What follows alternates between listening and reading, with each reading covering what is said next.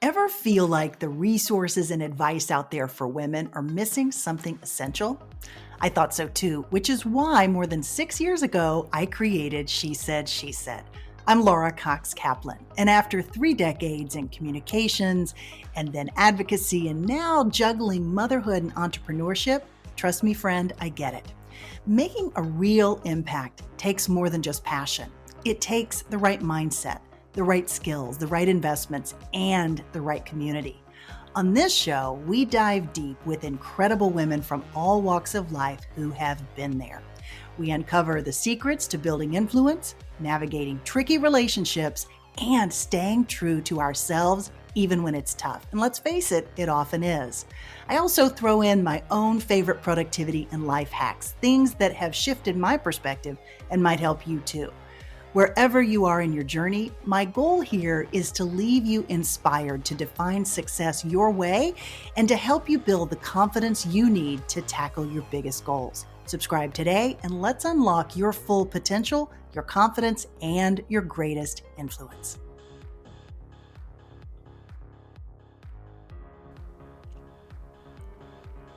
Hey friend, have you ever left a conversation feeling like it just didn't hit the mark? Or maybe you wonder why some of your interactions leave you energized while others leave you asking yourself, what the heck went wrong? Was it what I said or how I said it? But you're really not sure. Now, imagine if you could unlock the code to consistently engage in meaningful and impactful conversations.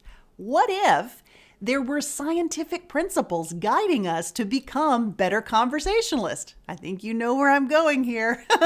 Welcome to episode 316 of She Said, She Said podcast. This is our first interview for the year 2025, and it is such a good one for giving you incredible insights into the science behind why some of our conversations hit just right and others are destined from the beginning for failure. I am joined today by Harvard Business School professor and author Alison Wood Brooks. Professor Brooks' new book is called Talk: The Science of Conversation and the Art of Being Ourselves. It is fantastic. I had a chance to read it, even though it's not coming out until next week, but you get a special sneak preview here today. You're going to love the book as well. So be sure to pre-order your copy. You'll find a link in the show notes for this episode. Again, it's episode 316. For today, Alison and I dive into the nuances of effective communication, and that includes some practical strategies to really transform the ways that we converse and interact. And I'm not just talking about how to make your most consequential and serious conversations better, although her advice certainly applies there as well, but really, some of the most important conversations are the ones that we have constantly, the more common small talk and cocktail party conversations, the kinds of conversations that we tend to have more regularly throughout the day. Alison has a really helpful framework that she lays out around the letters TALK, and that makes her approach and the science much more memorable. Now, one of the things that we talk about that especially resonated with me is the importance of preparation. Because I have lived in Washington, D.C. for such a long time, this idea of preparing for conversations is pretty second nature to not only the best conversationalists, but to the most influential people that I know. They tend to think about who they're likely to see and what topics they might discuss because time is money after all. The preparation for conversations is often as important, maybe more so, than what they'll be wearing to that event or for that evening. Some might view this idea of conversation preparation as inauthentic, as Alison and I talk about in our conversation, but it doesn't have to be. And Alison talks about the science behind why preparation is so important. But here's the thing, friend, you don't need to be a Washington power broker to benefit from Professor Brooks' great research. She's going to help you prepare for all of your interactions and really how to anticipate those tough questions with thoughtfully crafted responses. that type of preparation may not prepare you for exactly how a conversation will transpire, but take it from me, from firsthand experience, doing that, engaging in that preparation will leave you much more confident and much more ready to respond no matter which topic ultimately comes your way. So friend, let's jump in. Here is episode 316 with Professor Alison Wood Brooks, who herself is a fabulous conversationalist. I think you're going to love it. Enjoy. And by the way, if you are not already subscribed to or following She Said podcast, I hope you'll do so today. Alison Wood Brooks, welcome to She Said. Thank you so much for having me, Laura. I'm happy to be here. Well, I'm delighted to have you. You are our first interview for 2025. Woo! So I am really excited to welcome you and talk to you about this fabulous book that you have written called Talk. But before we get into that, maybe tell us a little bit about what you do and sort of how you got into this topic of conversation, talk, communication, this world that you are teaching at Harvard Business School. Yeah, I mean, there's the professional answer, which is that I'm a behavioral scientist and I've been I started out studying people's emotions, and then I realized I'm studying how people talk about their feelings. And over time, realized that there's this possibility of a new way of doing behavioral science by studying how real people really talk to each other. And I've been doing that for about 15 years. I took the things we discovered from our research on conversation and turned it into a course at Harvard called Talk, which seems to have hit a nerve. But before all of that, before the research, before the teaching, before Harvard, earlier in my life, I'm an identical twin. Really? Yes. And I think it's not a coincidence that I became later in my life obsessed with conversation, because I feel like I've had this great luck of experiencing a really tight-knit shared reality with another human being. And wow. It's almost like I'm trying to help other people find that through conversation themselves. Yeah.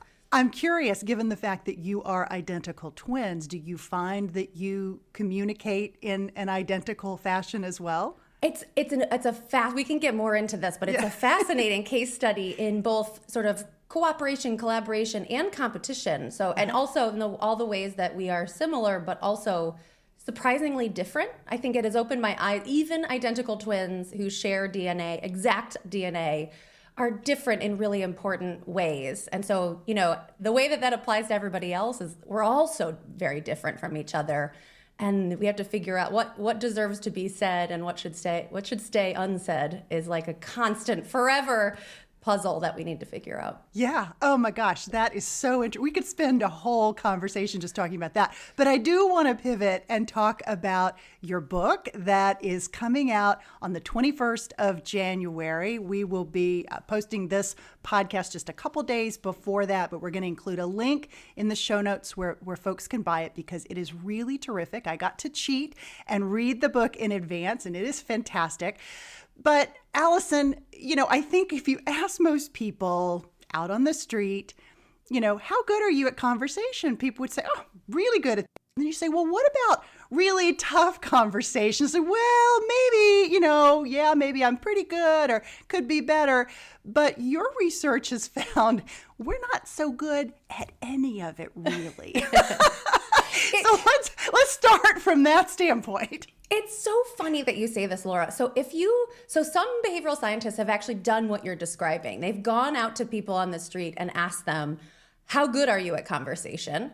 And on one hand, people are like, well, it's this thing that I learned to do when I was a toddler, and I've been doing it every day of my life, and with a huge array of conversation partners, and it feels like it's a thing that's second nature to me. I just do it, and it's easy, and it's just this thing that we all do. Yeah. So on one hand, you're like, yeah, of course, we're all good at it. With all that practice, right? How could you possibly be bad? Yeah, that's like the thing that we as humans have learned to do. Right. On the other hand, when you ask people in like a list of different tasks, driving, running, walking, having conversation very uniquely shows an effect that people actually think that they're not perfect at it. unlike many other tasks where we believe we're above average, driving, running, whatever, lots of tasks, people show this above average effect. People show a slightly below average effect when you ask them to rate their conversation ability. And it's largely because after every conversation you have, we all ruminate about the things, the little moments of awkwardness, the things that we regret saying, the moments where like, oh God, what should we talk about next? The things we meant to say but forgot to say. Yes. So rumination is very, very common, and humans tend to focus on all the things we did wrong ourselves, rather than remembering that conversation is this profound act of co-creation. It's jointly constructed by you and the other people around you. But yes, taken together, it feels like a thing that we should all be terrific at. We still go through life feeling like we're not perfect at it, but it's this sort of second nature thing. And then you start to look at real conversations between people, and we look at hundreds of thousands of transcripts between real people, and you realize, wait a second, every transcript you look at, it's sort of a train wreck. I mean, people are interrupting each other constantly. Our ideas are sort of half-formed, and they come out in a sort of misarticulated way. We bump into each other. We have long pauses. We say things that we shouldn't say. We don't say things that we should say. And it's a very complicated place to try and come up with simple, concrete advice about how to do it better. So that's the sort of massive project that I undertook in this book. That is fascinating. That's absolutely fascinating. You mentioned rumination, and I'm curious how much our tendency to kind of ruminate or overthink on woulda, coulda, shoulda, wish I had said that differently, wish I had remembered. And I think this is especially true for women. Yes. But how much does that rumination carry over into future conversations? Yeah. Like a hangover effect or something. It's like like anxiety, like rumination. There are upsides. Ruminating is one way that will motivate us to try harder the next time or do something differently the next time. But it also kills our mental health and our happiness. It also kills our confidence, right? If you're ruminating and feeling like, oh, I didn't do that right all the time, it can really crush your sense of self-worth and self-confidence when you're entering conversations the next time. So it's really this double-edged sword. Also, what we find in conversation is that the moments and the things that people tend to ruminate about, maybe particularly women, aren't necessarily the things that were notable to the other person. So the moments that you're like, oh, shoot, I shouldn't have asked that one question. It's quite possible that they loved that you asked them that question, but there was another thing later that really bothered them.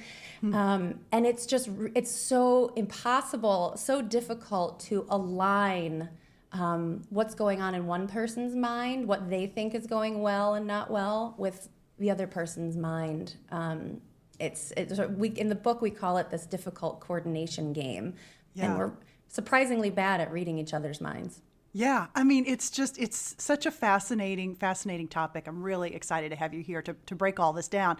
So you have an interesting framework that you use to help people really dial into a few core buckets, if you will, that can really help improve your conversation, whether it's just, cocktail party conversation or those really tough conversations you're having to give difficult feedback to somebody, or you're asking for a raise, or any of those sorts of things. So maybe let's walk through that framework, if you will. Sure. Yeah, it's a very simple framework to try and wrap some structure and simplicity around this vast ocean of complexity that's really happening under the hood in conversation.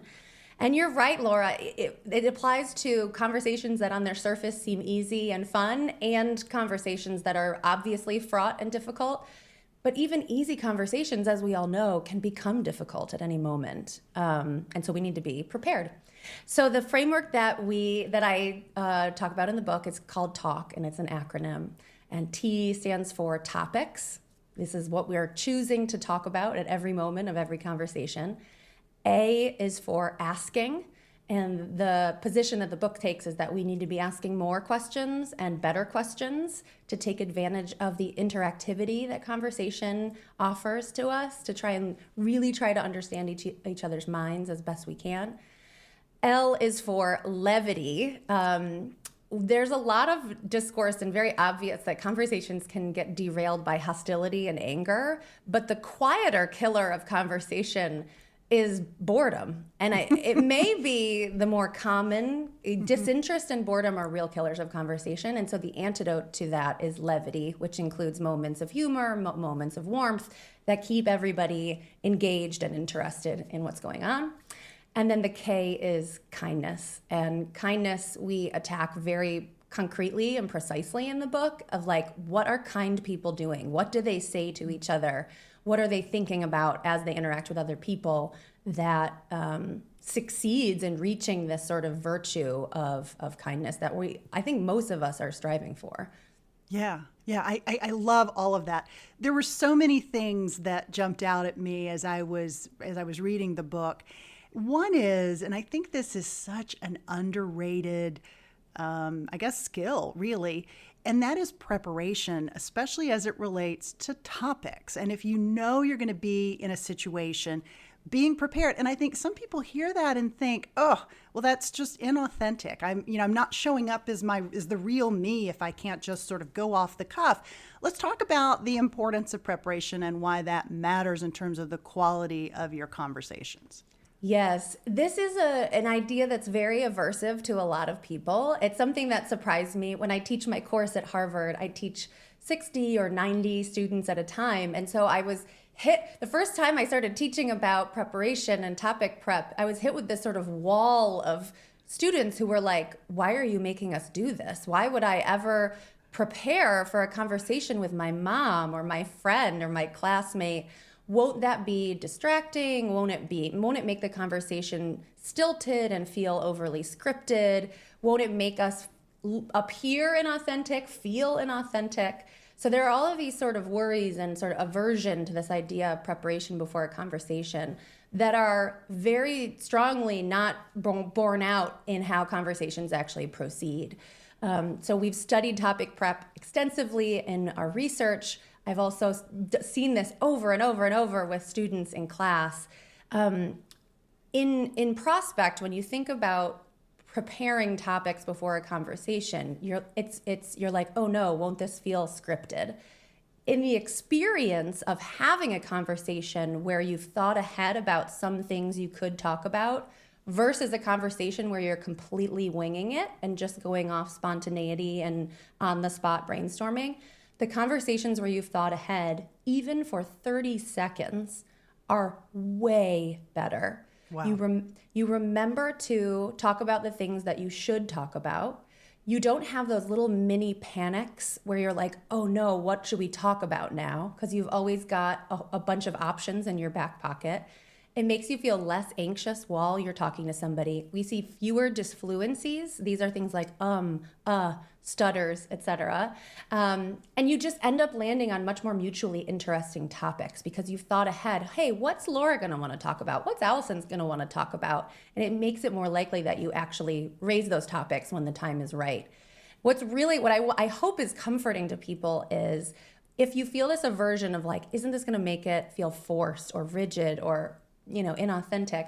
If it doesn't feel right in the moment, you don't have to raise them, right? It's just this fallback plan that you've got that you don't have to raise. But if you start doing it, and my students really get hooked on it, when they get over their sort of aversion to topic prep, they start really getting into it.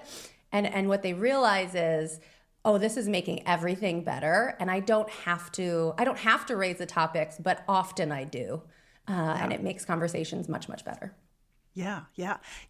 I teach a course as well. It's a women's leadership development course. And one of the topics is preparation for feedback in particular, so that you're prepared, especially for constructive/negative feedback that you may receive, because sometimes that can be the hardest to hear. Whereas if you're preparing for it, it can come easier. You'll be better prepared with follow-up questions.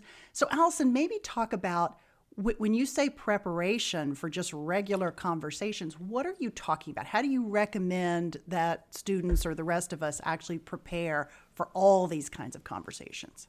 Absolutely. I think often the best preparation is very personalized. So you're thinking ahead specifically about a person that you're going to see. And when you think about your day, you can predict with pretty good accuracy who you're going to see, and think about, what should I remember to talk about this person? What did we talk about the last time I saw them? What were they doing in their life between the last time I saw them and now? So really thinking about their life, what are they going to find interesting? What headline did I read? What TV show did I watch that they're going to find interesting? Let me just jot that down so I remember to ask them. Oh yeah, their father was having some health issue. I should remember to ask how he's doing. Or their kid was going to start taking piano lessons. I should ask how that's going. Things like that, where you're reflecting about what you've covered in the past, what's been going on in their life, or just what you think they will find interesting. Just sort of pushing yourself to focus on the other person and do some personalized prep. And even if it just means writing down 2 or 3 bullet points, it will clarify your thinking once you get into the sort of coordination chaos of the conversation. You'll remember to actually ask those questions. God, I love that. That's great. Like you said, Laura, there are some conversations where you know it's going to be a little bit harder than others. A feedback conversation is a great example. And there your prep could be even more pointed. I remember my advisor in grad school giving this great advice. When you go in the academic job market, you have to give a research talk to this room full of intimidating people who are going to sort of hit you with really hard questions. Sounds horrible. You know what? Who doesn't love a good challenge, right? But his advice was the things that make you feel afraid. Imagine being in that room and the things that you would be like terrified for someone to say to you, or the questions that you're terrified for them to ask. Instead of holding that all inside and feeling afraid, write those questions down and formulate your answers to them. Right? What's keeping you up at night that you're afraid someone's going to ask or say to you? And then come up with workshop your answer, workshop your response. And the same is true for feedback. You can anticipate, hey, they might say this and I'm going to feel really hurt by that in the moment. Here's one thing that I could say, and you can kind of workshop your answer in advance. It is incredibly, incredibly helpful. And that's part of topic prep, right? Is thinking through what are the topics that could come up and how will it make me feel? How will it make them feel? What can I do to sort of make it less awful when the time comes? Yeah, absolutely. Okay, let's move on to asking of questions, which is A in talk of your acronym. Good. Yeah. Acrostic acronym. Acrostic. Here, this is a good distinction. So an acrostic acronym is one that spells an actual word. Uh-huh. And a normal acronym is just you hear other acronyms that don't actually spell. But an acrostic is one that spells a word like talk. So yes. The acrostic yes. Talk. Let's move on to A and the acrostic. Asking questions. And can we ask too many questions? I mean, I've always sort of heard the advice that, asking questions shows interest in the other person. That also kind of, I think, maybe aligns with K in kindness, which is the other part of talk in your acronym. Acrostic. My God, I'm having a Monday brain today. But maybe talk about, can we ask too many questions, or how should we think about the questions that we're asking? Yeah. In most contexts, it's very, very difficult to ask too many questions. The greater risk is not asking enough. In the book, we call people who walk away from a conversation having asked 0 questions, we call them ZQs, so 0 question askers. You never want to be a ZQ in any conversation. It is like a clear sign of failure if you walk away and have asked nothing. And in most contexts, most conversations, the more questions you ask, the better. Questions are an incredible superpower that we have in conversation. Not only do they show the other person that you're interested, but you actually are going to learn so much more from their mind and from what they know and what they're thinking, because they're going to answer you. And it's just that in most contexts that we've studied, speed dating, entrepreneurial pitches, negotiations, asking more questions is better. In some contexts, there is a tipping point where lots and lots and lots of questions becomes too many. Right. We all know people like this, right? Like that on average tend to ask maybe too many questions. But for most of us, it's very hard to get to that tipping point. It's quite an extreme tipping point. And in many contexts, like speed dating, and when we study people who are dating, you don't ever get there. You actually can't ask too many questions because you have so much to learn about each other and so much to uncover and show interest in each other. In other contexts that are more conflictual or competitive, let's say like a negotiation, there is a tipping point, but it's much further out than you would think. We studied this with sales calls. I work with a company called Gong. And the tipping point for asking too many questions is very far out. It's like asking 3 questions per minute, every minute for a 20-minute call. That's a lot of questions. And even still, even when you're in that extreme world of asking lots and lots of questions, it's still better than being in the very low question bucket. It's just being in that low bucket is a nightmare. It's really, really bad. Don't you think, too, there's a balance between sort of the machine gun fire questions, if you will, and also providing a response yourself? Like if you're just sitting there firing questions away at somebody, that can be off-putting, right? Whereas if you are reacting to the person's response and providing your assessment, sort of maybe being vulnerable, sharing some feedback or thoughts from your own perspective, and then asking another question, perhaps. Is that sort of what you mean by? Yes. Good conversations have this feel of like ping pong, right? Like a ping ponginess, like we're both involved, we're both into this, we have this bubbling discourse. I'm sharing some things, you're sharing some things, I'm asking you to share more, you're asking me to share more.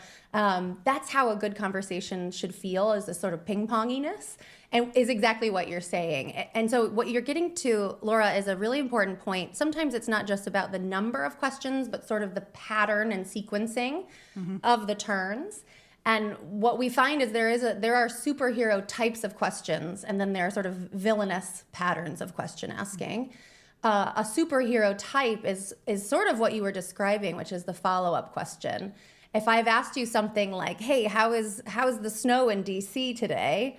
And you tell me, I should follow up on that. Like you've just shared something about your personal life with me, and I need to show you that I heard you, that I care, that I want to know more, that I'm curious. So I should continue to ask you about that for a little while before I immediately turn it back to me and say, well, let me tell you about the snow in Boston, girl, because it's way worse. So asking follow-up questions are superheroes in every context. We should aim to ask more follow-up questions to show interest, to learn more information, to feel close. And we should avoid turning it right back to ourselves. That's something we call boomerasking, because it's like following the arc of a boomerang. I ask you a question, I let you answer, but then I turn it right back to myself immediately.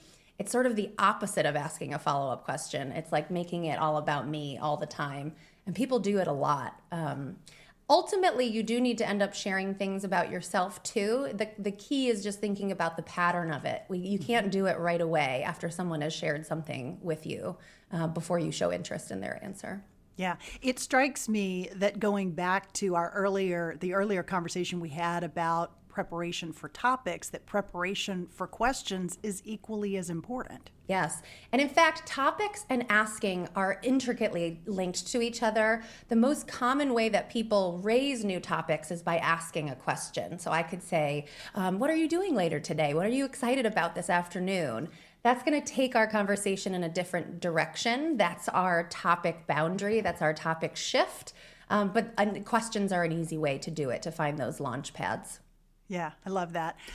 Levity is the L in talk, and humor. I think some of us are like, you got to be really careful about humor. If you're not pretty good at it, maybe you should avoid it. I'm not particularly good at it, I don't find. So give me your perspective on the role of humor. How should we think about it in just regular conversation or in those more challenging conversations that we have? Well, let me tell you something that I hope you find very comforting, Laura, and I hope is comforting to other people. Number one, I think you're terrific at levity. Levity doesn't mean being funny. There's this huge misconception that to be levity is humor, and that only funny people are find the moments of humor. That's not how levity and humor work in conversation. Nobody is walking around doing stand-up routines, and they're not the ones that are succeeding in terms of levity. When you look at real conversations between people, there are lots of moments of laughter. Sometimes they happen after sort of mildly funny things happen. Sometimes they happen out of respect or deference, or just people are feeling close to each other. So the first sort of misconception is that you don't need to be trying to be funny to find moments of levity. The key is finding the fun. And even if you don't think you're a particularly funny person, you can always find the fun. I think you're really good at finding the fun because you smile, you laugh a lot, you're asking questions. You're quite good at finding the fun. And for anyone else who feels like they're not funny, I challenge you to reflect, are you good at finding the fun too? Yeah. When it comes to levity, it's also not just about humor, it's also about warmth. So if you really feel like you are a very serious person and you are like you never create moments of humor, that's okay too. You're probably quite good at giving compliments, about asking questions, about being intensely interested in other people. Maybe you're really good at keeping your hand on the temperature knob of the conversation, and you realize when people are starting to get bored, and you're good at switching topics to something really new and interesting. That may not be funny, but boy, is it good at keeping the conversation interesting and not boring. So Yeah.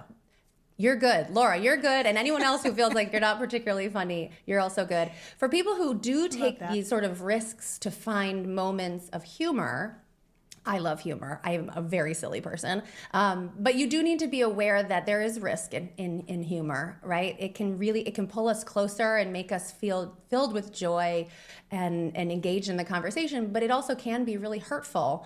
And so we need to be really careful. I think the key takeaway when you're thinking about moments of humor is to be gentle.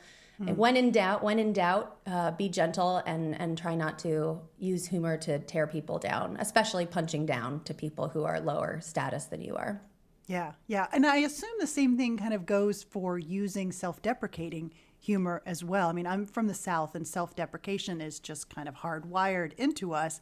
At the same time, those tendencies can sometimes, I think, undermine, especially women, when we're communicating about ourselves. So I'd love for you to maybe give us some perspective on that particular topic.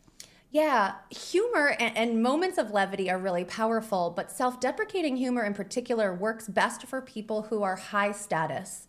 And so in a group or in a dyad or at work or wherever, there's always an intrinsic status hierarchy. It might be determined by the formal roles that you play in your organization or in your family, but it's also determined by things like charisma and how much people admire you and all of these things, right?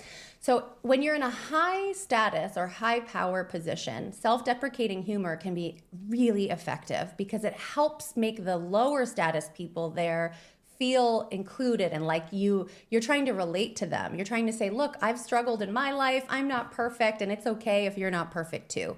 It's this sort of precursor to psychological safety. When you're in a low status position, though, using self-deprecating humor can make people start to question, well, maybe they really aren't good at this thing, or maybe they really aren't competent, or maybe they haven't proven themselves in that way yet.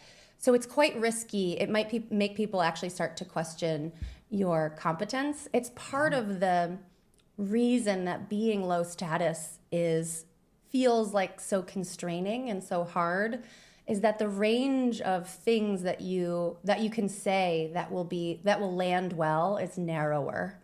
And sadly, women tend to occupy positions of low status and low power more frequently than men do still today. And so we are often more constrained in the things that we can say that will be viewed as appropriate, more constrained in the jokes we can tell that will be seen as funny or appropriate on the other hand, including self-deprecating humor. And so just being aware of that, it's a sort of tough reality, but I find it really empowering to realize, oh, it's not me. It's just, this is where I am in the world. And when I succeed in my career, succeed in my life, and get to that high status position, I can't wait to use humor and use self-deprecating humor to help lift up others and to sort of earn the right to do that.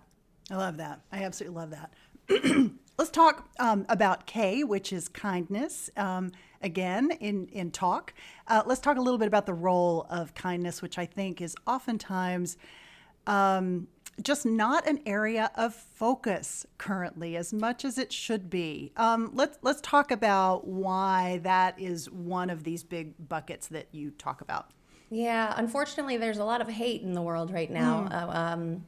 Even though most of us as children learn about this platitude of kindness, and I don't know about you, Laura, but I spent a lot of my life thinking a lot about, well, but what does kindness look like in practice? Like, what do kind people say to each other? What do they do? What are they thinking about? When are they thinking about it? And it's been really gratifying in our research on conversation to start to figure out, okay, what are some kind people and kind things that we can all do when we're interacting with others? In the book, we start by thinking about respectful language, and there's very specific words that people use as a language of respect.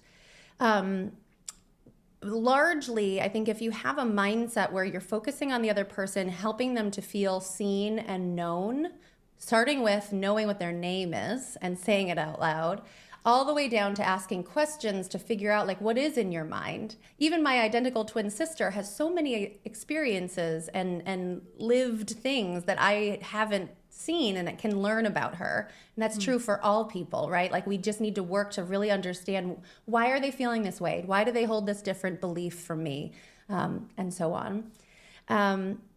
And even in easy conversations, Laura, like, there are going to be moments where you confront a moment, you realize, oh, well, there's a difference here. We're using the same word in a different way to mean different things, or we have different beliefs about a certain topic. I thought we were going to have an easy dinner, and all of a sudden a topic comes up and you're like, oh my gosh, I think we really have different views on this.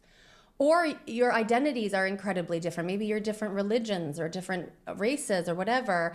And those differences can cause these surprising moments of difficulty or tension in conversation. So being ready to confront those with a language of respect and with a language of receptiveness to opposing viewpoints. And there's a very concrete recipe for confronting these moments of disagreement and difficulty.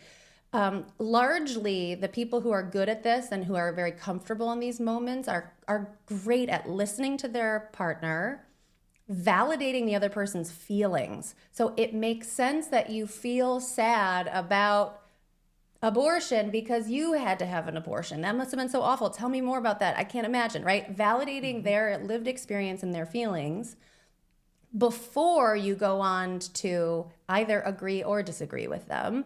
So validation, affirmation, just repeating what they've said back to them. So acknowledging, hey, I heard you say that maybe you had a personal experience with this. Do you want to share more about that? Just so you're all the while sort of affirming this shared reality, that you have this shared understanding of what you're even talking about. There's a tool that I find very empowering that's born of this receptiveness to opposing viewpoints, and it's dividing yourself into multiple parts. So at one time I can say to you, as your friend, I can't believe you went through that. That must have been so hard. And I'm so sorry, and I'm there with you in it. Let me put on my like grumpy hat for a second.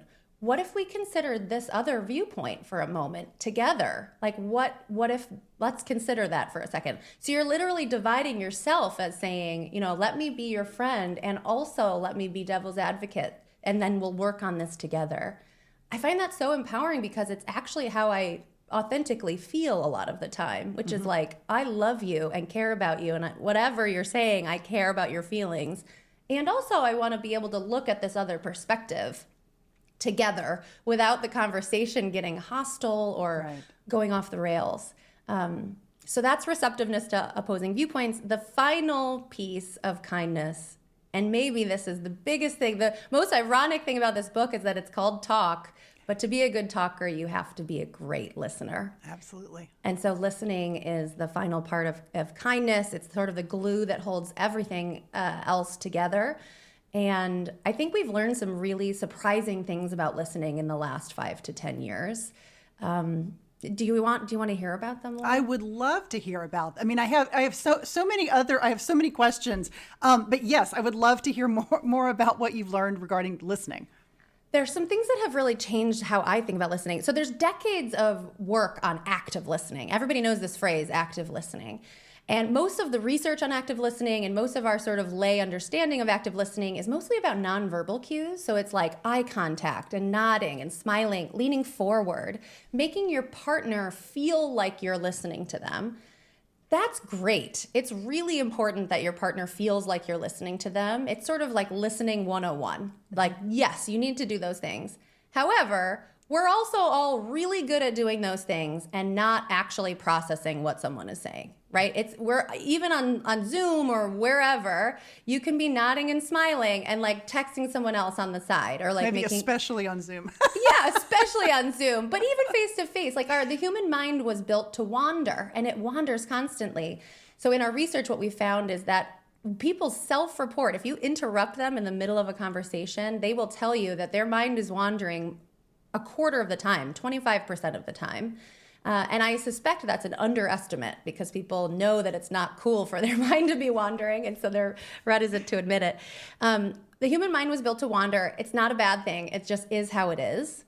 But it means that paying attention to your partner during conversation takes a lot of work, especially for anyone who struggles with any sort of attention deficits. I'm in that category.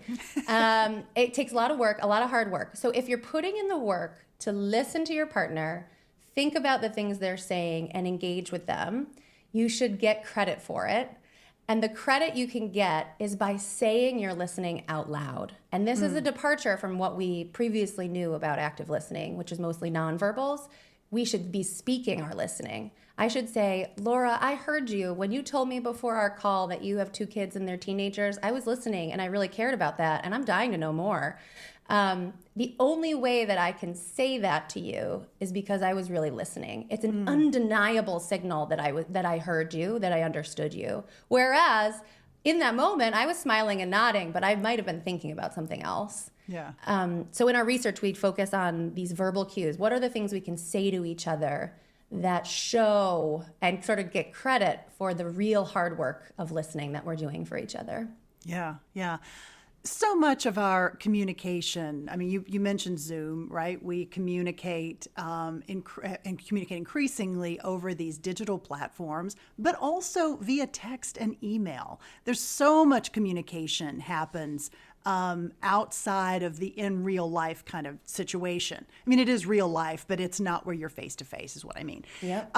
Let's talk about maybe any best practices or cautionary thoughts that you have as it relates to our digital communication. I have so many thoughts. I feel like everybody's going crazy these days. So what I like to think of it as conversational toggling.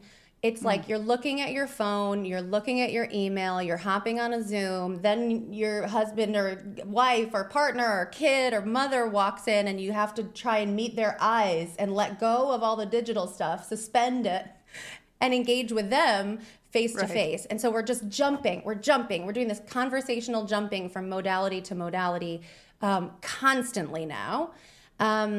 Some scientists and some sort of pundits about digital communication will say, well, we need more face-to-face conversation. Let's organize more potlucks and let's get more people together face-to-face. That's correct, but in some way it's also sort of unrealistic. It's not going to be enough to just organize one more potluck per month in your community. We want the day-to-day life of humans to be sort of feel more connected and be more connected. And so a question that I've been asking myself recently is, what is it about face-to-face conversation that we find so rewarding? What can we learn from that we can try and bring into these other digital modes of communication? And the answers are largely about face-to-face communication has 2 things going for it. It's totally synchronous, so it's quick, right? It's back and forth. That's why Zoom is better than text in some ways, or feels more connective than text and email. So it's synchronicity. And the second bucket is about information richness. When we are together face to face, I'm hearing the sound of your voice, all the acoustic properties. I'm hearing your words, so the verbal cues. And I'm seeing your body language. I'm seeing everything about your body. I'm seeing what you're wearing. I'm seeing how you're moving your feet. I'm seeing your hands. I'm seeing everything. And I'm seeing stuff in our environment, whether we're in a restaurant or in your house or whatever. I'm getting all this visual information about you and us and a shared experience together. That's so much more rich than anything that we can achieve over digital modes of communication. But there are things we can do that make those digital modes of communication a little more rich. So when you're thinking about using emojis or photos or bitmojis or videos, like lean into it. That's adding richness to your experience of talking to other people. If you're on a Zoom or Microsoft Teams or any video conference, just sort of acknowledging like, hey, we're limited here. This is all in service of, hopefully the next time when I can see you in person. So acknowledging like, hey, we're real human beings and there is a possibility of us being together in the future, I think can make it feel more real than just sitting and being a sort of square on the screen. Yeah, I absolutely love that. So we've talked about so many different dimensions of conversation, different kinds. I feel like we should also just dive in a little bit to the conversation that takes place in a negotiation, and maybe any tips and perspectives, because I know you have strong feelings about this. Maybe share some thoughts before I let you go on communication, best practices as it relates to negotiation in particular, whether that's for a raise or whether you're negotiating with your, a family member or whatever. Yeah. When I started at Harvard Business School, I was hired to teach negotiation. And so I taught negotiation at Harvard for 4 years. I used to do tons of research on negotiation. And it's a great course. I mean, it's a course that they have at every business school, every law school. Everyone should take it. It's really informative. At some point while teaching it, I had this sort of epiphany, driven maybe by my values, where I realized I don't know if I want to teach people who are already very strategic to be even more strategic. I think what maybe our students are missing is not how do I expand the pie and how do I claim more of the pie for myself, but like how do we have fun while we do it? How do I learn the most of, how can I develop relationships? How can I negotiate in the context of a real relationship with my colleagues and with my clients and with my family, with my children? Life is more about relationships, and relationships are just a sequence of conversations over time. And some of those conversations will be negotiations, but most of them will not. And so learning the skills that work in easy, fun conversations and also will help you when you get to the sort of hard negotiation conversations. Once you're in a negotiation and you've discovered this sort of crack in your shared reality, this sort of difference on any level, whether it's in your words, in your beliefs, in your motives, in your identity, that's when those kindness skills really become so empowering. I find them empowering. I'm very conflict averse, so I'm no longer scared of encountering moments of difficulty because you have the tools to confront those moments and to engage openly with opposing viewpoints so that the conversation doesn't get derailed by overheated emotions and incivility. The key is asking a lot of questions, listening to the answers, and remaining receptive, trying to avoid getting defensive.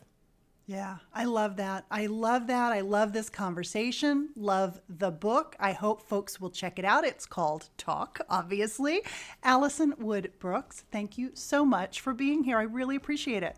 Thank you for having me, Laura. It's been so great. Loved it. So, friend, as you heard, it's not about scripting every word for your conversations, but it's about preparing for a range of topics and for potential follow-ups, with the follow-ups or the asking to use A in Alison's acronym talk being equally as important. So, to you, what did you think? What about this conversation resonated most with you? I would love to hear. You can send me your thoughts in an email at info@shesaid.media, or better yet, connect with me on Instagram, LinkedIn, or Facebook, or all three. You'll find me at Laura Cox Kaplan. Until next week, you take care, and remember, She Said podcast is a weekly production of She Said Media.